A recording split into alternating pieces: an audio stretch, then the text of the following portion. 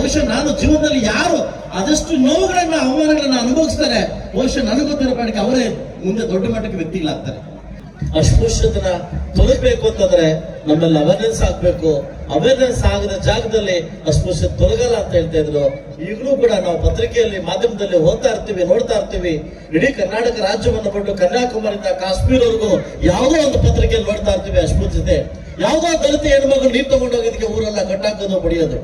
ಯಾವುದೋ ದಲಿತ ಗಂಡ್ಮಗಳು ತಪ್ಪು ಮಾಡೋದು ಅಂತ ದೇವರು ಮುಟ್ಟಿದ್ದಕ್ಕೆ ಎಲ್ಲನೂ ಬೇಡ. ಮುಳಬಾಗ ತಾಲೂಕಿನ ಮಾಲೂರು ತಾಲೂಕಲ್ಲಿ ಇದೇ 6 ತಿಂಗಳ ಹಿಂದ್ಗಡೆ ಒಬ್ಬ ಹುಡುಗ, ದಲಿತ ಹುಡುಗ ದೇವರ ಕಂಬ ಬಿಡ್ತದ ಕಡೆ ಇಡೀ ಊರನ್ನ ಬಹಿಷ್ಕಾರ ಮಾಡೋದು. ಇನ್ನು ಕನ್ಯಾಕುಮಾರಿಯಿಂದ ಕಾಶ್ಮೀರವರೆಗೂ ನಿಮ್ಮಲ್ಲಿ ಸಮಾನತೆ, ನಿಮ್ಮಲ್ಲಿ ಆರ್ಥಿಕತೆ, ನಿಮ್ಮಲ್ಲಿ ಒಗ್ಗಟ್ಟು ಬರದೇ ಇದ್ರೆ ಈ ಅಸ್ಪೃಶ್ಯತೆ ತೊಲಗಲ್ಲ ಅಂತ ಬಹುಶಃ ಅಂಬೇಡ್ಕರ್ ಮೊದಲೇ ಬಯಸಿದ್ರು. ನಮ್ಮಲ್ಲಿ ರಾಜಕಾರಣ ಬಂದಾಗ ರಾಜಕಾರಣ ಮಾಡ್ಬೇಕು, ಬಟ್ ಆದ್ರೆ ಈ ತರ ಬಂದಾಗ ಅಸ್ಪೃಶ್ಯತೆ, ಆರ್ಥಿಕತೆ, ಸಮಾನತೆ ಬಂದಾಗ ನಾವೆಲ್ಲ ಒಗ್ಗಟ್ಟಾಗದೇ ಇದ್ರೆ, ನೀವೆಲ್ಲ ಒಗ್ಗಟ್ಟಾಕಿದ್ರೆ ಇನ್ನು 100 ವರ್ಷಗಳಾದ್ರೂ ಕೂಡ ಈ ಅಸ್ಪೃಶ್ಯತೆ ತೊಲಸಕ್ಕೆ ಆಗಲ್ಲ.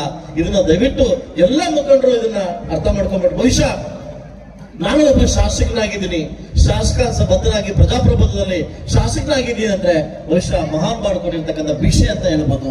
ಇವತ್ತು ನನ್ನಂತ ಶಾಸಕರು, ವಿದ್ಯಾವಂತರು, ಒಂದು ವಿದ್ಯಾವಂತನಾಗಿ, ಒಬ್ಬ ಶಾಸಕನಾಗಿ, ಒಂದು ಹುದ್ದುಮೆಯಾಗಿ 1000 ಜನ ಕೆಲಸ ಕೊಟ್ಟಿದೆ ಅಂದ್ರೆ ಬಹುಶಃ ಆ ಮಹಾನ್ ಭಾವನೆಯಿಂದ ಅಂದ್ರೆ ಇವತ್ತು ನಮ್ಮ ಕೈಲಿ ಆಗ್ತಾ ಇರ್ಲಿಲ್ಲ. ಬಹುಶಃ ಇದು ಅರ್ಥ ಮಾಡ್ಕೊಳ್ಳು. ನಮ್ಮಲ್ಲಿ ಒಳಗುಂಪನ್ನು ಯಾವತ್ತು ಚೇತರಿಸುತ್ತೋ, ತಯಾರಾಗುತ್ತೋ, ಅಸ್ಪೃಶ್ಯತೆ ಯಾವತ್ತೂ ನಮ್ಮ ತೊಲಗಲ್ಲ. ಬಹುಶಃ ಇದನ್ನ ಅರ್ಥ ಮಾಡ್ಕೊಬೇಕು. ಸಾಕಷ್ಟು ಕೂಡ ಭಾರತದ ಅಂಬೇಡ್ಕರ್ ಆಗಿರ್ತಕ್ಕಂಥ ಸಾಹೇಬರು ಬರೀ ದಲಿತ ಸಮಾಜಕ್ಕೆ ಸೀಮಿತರಾಗಿಲ್ಲ, ಅವರೊಂದು ಯೂನಿವರ್ಸಲ್, ಜಗತ್ತಿಗೆ ಮಾದರಿ ಆಗಿರ್ತಕ್ಕಂಥ ಮಹಾನ್ ಭಾವ ಆಗಿದ್ದ. ಬಹುಶಃ ಈ ಮುಳಬಾಗಿಲು ತಾಲೂಕಲ್ಲಿ ಮೊಟ್ಟ ಮೊದಲ ಬಾರಿಗೆ ಈ ಜಯಂತಿನ ಆಚರಣೆ ಮಾಡತಕ್ಕಂಥ ಅವಕಾಶವನ್ನ ನನ್ಗೆ ಸಿಕ್ಕಿದ್ದಕ್ಕೆ ಬಹುಶಃ ಇದು ಸುವರ್ಣ ಅವಕಾಶ ಅಂತ ನಾನು ಬಯಸ್ತೀನಿ ಅಂತ ಹೇಳ್ಬೋದು. ಬಹುಶಃ ನಾನು ನನ್ನೆಲ್ಲ ಒಂದು ಪುಸ್ತಕದಲ್ಲಿ ಓದ್ತಾ ಆ ಕಿಚ್ಚು, ಅಸ್ಪೃಶ್ಯತೆಯ ಕಿಚ್ಚು, ದಲಿತ ಒಂದು ಕಿಚ್ಚು ಬಹುಶಃ ಅವರು ಹುಟ್ಟುತ್ತಾನೆ ತಯಾರಾಗಿದೆ ಅಂತ ಹೇಳ್ತಾರೆ. ಬಹುಶಃ ಅದು ಬಾಲ್ಯದಲ್ಲಿ ಅವರು ಓದ್ಬೇಕಾದ್ರೆ ಎಲ್ಲಾ ಮಕ್ಕಳನ್ನು ಮುಂದೆ ಕೂರಿಸಿದಾಗ ಇವ್ರನ್ನ ಬಾಗಿಲಿಂದ ಆಚೆ ಕೂರಿಸ್ತಾ ಇದ್ರು. ಬಹುಶಃ ಆ ಮಗು, ಆ ವೇದನೆ, ಆ ಹೃದಯ ಒಂದು ಮಾತು ವೇದನೆ, ಅವ್ರ ಕಣ್ಣು ಎಲ್ಲ ಮಾಸ್ಟರ್ ಮೇಲೆ ಇಲ್ಲಂತೆ, ಕೂತ್ಕೊಂಡು ಬೆಂಚ್ ಮೇಲೆ ಇತ್ತಂತೆ. ಎಲ್ಲರೂ ಬೆಂಚ್ ಮೇಲೆ ಕೂತ್ಕೊಂತ ಇದ್ರಂತೆ, ಅದು ಮರದ ಒಂದು ಬೆಂಚ್ ಮೇಲೆ. ಇವ್ರು ಮಾತ್ರ ಹಳೆ ಗೋಡೆ ಚೀಲ ಹಾಕೊಂಡು ಆಚೆ ಕೂರಿಸ್ತಾ ಇದ್ದಾರೆ. ಆ ಬಾಯಾರಿಕೆಯಿಂದ ತತ್ತರಿಸಿದ್ರೆ, ಆ ಬಾಯಾರಿಕೆಯಿಂದ ಮೇಷ್ಟ್ರು ಕೇಳಿದಾಗ, ಆ ಪ್ರಾಧ್ಯಾಪಕ ಕೇಳಿದಾಗ ನೀರು ಬಂದು ಬಾಯಿಗೆ ಹಾಕ್ತಿದ್ರಂತೆ, ನೀರೊಂದು ಕೈಗೆ ಹಾಕ್ತಿದ್ರಂತೆ. ಸೊ ಅವತ್ತಿಂದ ಆ ಕಿಚ್ಚನ ದಯವಿಟ್ಟು ಆ ಕಿಚ್ಚನ ಬೆಳೆದು, ಬಹುಶಃ ನಾನು ಜೀವನದಲ್ಲಿ ಯಾರು ಆದಷ್ಟು ನೋವುಗಳನ್ನ ಅವಮಾನಗಳನ್ನ ಅನುಭವಿಸ್ತಾರೆ, ಬಹುಶಃ ನನಗೆ ಗೊತ್ತಿರೋ ಪಾಠಕ್ಕೆ ಅವರೇ ಮುಂದೆ ದೊಡ್ಡ ಮಟ್ಟಕ್ಕೆ ವ್ಯಕ್ತಿಗಳಾಗ್ತಾರೆ. ಫಸ್ಟ್ ನೋವುಗಳು ಮತ್ತು ಅವಮಾನಗಳನ್ನ ಯಾರು ಭರಿಸ್ತೀವಿ, ಅವಮಾನಗಳನ್ನ ಯಾರು ಭರಿಸ್ತೀವಿ, ಯಾರಲ್ಲಿ ಆ ಕಿಚ್ಚಿರ್ತದೆ, ಬಹುಶಃ ಆ ಕಿಚ್ಚು ಒಬ್ಬ ವ್ಯಕ್ತಿ ಬದಲಾವಣೆಗೆ, ಸಮಾಜದ ಒಂದು ಬದಲಾವಣೆಗೆ ನಾವು ಮಾರಕವಾಗ್ತೀವಿ. ಇವತ್ತು 1831 ಹುಟ್ಟಿರ್ತಕ್ಕಂಥ, 1890 ಹುಟ್ಟಿರ್ತಕ್ಕಂಥ ಮಹಾನ್ ಭಾವ ಮಧ್ಯಪ್ರದೇಶದಲ್ಲಿ ಹುಟ್ಟಿ ಅವರ ಒಂದು ಜೀವನವನ್ನ ಮಹಾರಾಷ್ಟ್ರದಲ್ಲಿ ಬೆಳೆಸಿ ಇವತ್ತು ಸಾಕಷ್ಟು 32 ಡಿಗ್ರಿಗಳು.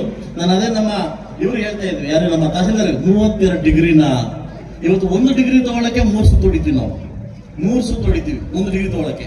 ಅದು 32 ಡಿಗ್ರಿ. ಬಹುಶಃ ಒಬ್ಬ ದಲಿತ ಇರ್ತಕ್ಕಂಥ ಒಂದು ಆ ಕಿಚ್ಚು, ಆ ಮಹಾನ್ ಇರ್ತಕ್ಕಂಥ ಕಿಚ್ಚು ಈ ಮಟ್ಟಿಗೆ ಬಂದು ನಿಂತಿದೆ. ಬಹುಶಃ ಅಸ್ಪೃಶ್ಯತೆ ನಾನು ಕೂಡ 30-35 ವರ್ಷಗಳಿಂದ ಈ ಮುಳಬಾಗಿಲು ಒಂದು ಪರಿಚಯ ಇದೆ. ಮುಳಬಾಗಿಲು ಹುಡ್ದೇ ಇರ್ಬೋದು. ನನ್ನ ತಾಯಿ ಹುಟ್ಟೂರು ಬಂದಾಗ ನಾನು ಎಲ್ಲ ನೋಡ್ತಾ ಇದ್ದೆ. ನಾನು ಬಹುಶಃ ನಾನು ಕೂಡ ಶನಿವಾರ ಭಾನುವಾರ ಬಂದಾಗ ಎಲ್ಲ ಊರಲ್ಲೂ ಸುತ್ತಾ ಇದ್ದೆ ನಾನು, ಯಾಕಂದ್ರೆ ನನ್ನ ಮಾವ ವೆಟರ್ನರಿ ಡಾಕ್ಟರ್ ಸುತ್ತಾ ಇದ್ದೆ. ಅವತ್ತು ನಮಗೂ ಕೂಡ ಕೆಲವು ಕಹಿಗಣ್ಣು ಹೇಳಿದವೆ, ಈ ಟೈಮಲ್ಲಿ ಹೇಳೋದು ಸುಳ್ಳು, ತಪ್ಪಾಗುತ್ತೆ. ಸಾಕಷ್ಟು ಅವಮಾನ ಕೂಡ ನಾವು ಪಟ್ಟಿದ್ವಿ. ಹೌದಾ, ಹಿಂಗೆಲ್ಲ ಇದೆಯಾ, ಇವತ್ತು ಇದೆಯಾ?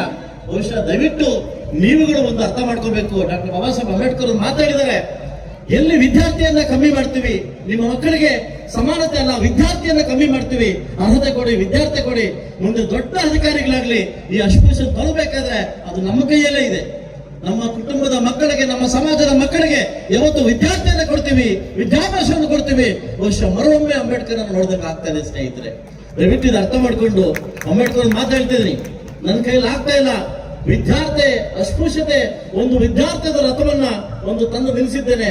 ಮುಂದಿನ ಪೀಳಿಗೆ ನಿಮಗೆ ಸಾಧ್ಯವಾದ್ರೆ ಈ ರಥವನ್ನ ಮುಂದೆ ತಗೊಂಡೋಗಿ, ದಯವಿಟ್ಟು ಹಿಂದೆ ತಗೊಂಡು ಹೋಗ್ಬಿಡಿ. ದಯವಿಟ್ಟು ಅದರೊಂದು ಬುಕ್ಕಲ್ಲಿ ಎಲ್ಲೋ ಮೆನ್ಷನ್ ಮಾಡಿ. ಬಹುಶಃ ಎಲ್ಲೋ ಒಂದು ಕಡೆ ನಾನು ಕೂಡ ಹೇಳ್ತಾ ಇದ್ದೆ, ರಾಜಕೀಯ ಅಂತ ಬಂದಾಗ ಎಲ್ಲೋ ಒಂದು ಕಡೆ ತುಂಬಾ ಶೋಷಣೆ ಆಗಿರ್ತಕ್ಕಂಥ ವ್ಯಕ್ತಿ, ತುಂಬಾ ವಂಚನೆ ಆಗಿರ್ತಕ್ಕಂಥ ವ್ಯಕ್ತಿ ಯಾರಾದ್ರೂ ಇದ್ರೆ ಅಂಬೇಡ್ಕರ್ ಸಾಹೇಬ್. ಇವತ್ತು ಡೆಲ್ಲಿನಲ್ಲಿ ಅವರು MP ಆಗ್ಬಿಡ್ತಾರೆ, ಎಲೆಕ್ಷನ್ ಆಗ್ಬಿಡ್ತದೆ, ಸಾಕಷ್ಟು ಪಾರ್ಟಿಗಳು ಅವರು ಅಡ್ಡಗಟ್ಟಿ ಅವ್ರ MP ಸೋಲಿಸ್ತಾರೆ. ಸಾಕಷ್ಟು ಒಂದು ನ್ಯಾಷನಲ್ ಪಾರ್ಟಿಗೆ ಹೆಸರು ಹೇಳೋದು ಬೇಡ, ಅವರು ಸತ್ತಾಗ ಡೆಲ್ಲಿಯಲ್ಲಿ ಜಾಗ ಕೊಡಲ್ಲ, ಅವರು ಚೆನ್ನಾಗಿ ಯೂಸ್ ಮಾಡ್ಕೊಂತಾರೆ, ಡೆಲ್ಲಿ ಜಾಗ ಕೊಡಲ್ಲ. ಅದೇ ಸಮಾನತೆಯನ್ನು ಬಿಟ್ಟು ಸಾಕಷ್ಟು ಅಸಮಾನತೆ ತೋರಿಸಿರ್ತಕ್ಕಂಥ ಇವತ್ತು ಸರ್ಕಾರ ಸಾಕಷ್ಟು ವಿಚಾರಗಳಲ್ಲಿ ಅವರಿಗೆ ಮೋಸ ಆಗಿದೆ. ಅವ್ರು ನನಗಾಗಿರ್ತಕ್ಕಂಥ ಮೋಸ, ನನಗಾಗಿರ್ತಕ್ಕಂಥ ವಂಚನೆ ನನ್ನ ಜನನ್ನು ಕಾಕಬಾರ್ದು ಅನ್ನೋ ಕಾರಣಕ್ಕೋಸ್ಕರವಾಗಿ ಅವತ್ತು ಎದ್ದೇಳಿ ನಿಮ್ಮ ಹೋರಾಟವನ್ನ, ನಿಮ್ಮ ಹಕ್ಕುಗಳನ್ನ ಹೋರಾಟದಿಂದ ಪಡ್ಕೊಳ್ಳಿ ಅಂತ ಹೇಳ್ತಾ ಒಂದು ಸಂದೇಶವನ್ನ ಸಾರಿ ಸಾಕಷ್ಟು ವಿಚಾರಗಳಲ್ಲಿ ಕೂಡ ನಮಗೆ ದಾರಿದೀಪ ಆಗಿದ್ದಾರೆ ಅಂಬೇಡ್ಕರ್ ಅವರು.